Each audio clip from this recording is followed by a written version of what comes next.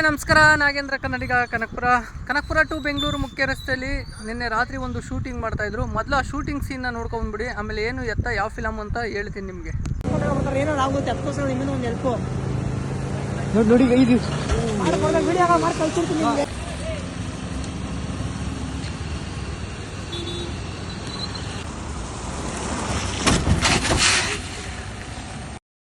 ಸ್ನೇಹಿತರೆ, ಎಷ್ಟು ಅದ್ಭುತವಾಗಿ ಸಾಹಸನ ಮೆರಿತಾ ಇದ್ದಾರೆ ನಮ್ಮ ಸಾರ್ವಜನಿಕರು ಅಂತ.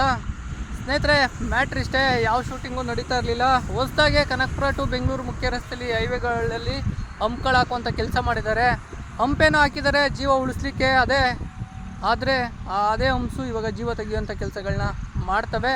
ದಯವಿಟ್ಟು ನೀವು ಜೀವ ಉಳಿಸ್ಲಿಕ್ಕೆ ಅಂತ ಹಂಪ್ಗಳನ್ನ ಹಾಕಿದ್ದೀರಾ, ಆ ಹಂಪ್ಗಳಿಗೆ ಸರಿಯಾದ ಸೂಚನಾ ಫಲಕಗಳನ್ನ ಹಾಕುವಂಥ ಕೆಲಸ ಮಾಡಿ.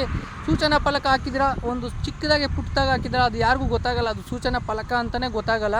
ಅದನ್ನು ಬೇಕಾದರೆ ಸ್ಪಾಟಲ್ಲಿ ಹೋಗಿ ಒಂದು ಸಲ ವೀಡಿಯೋ ಮಾಡಿ ಹಾಕ್ತೀನಿ.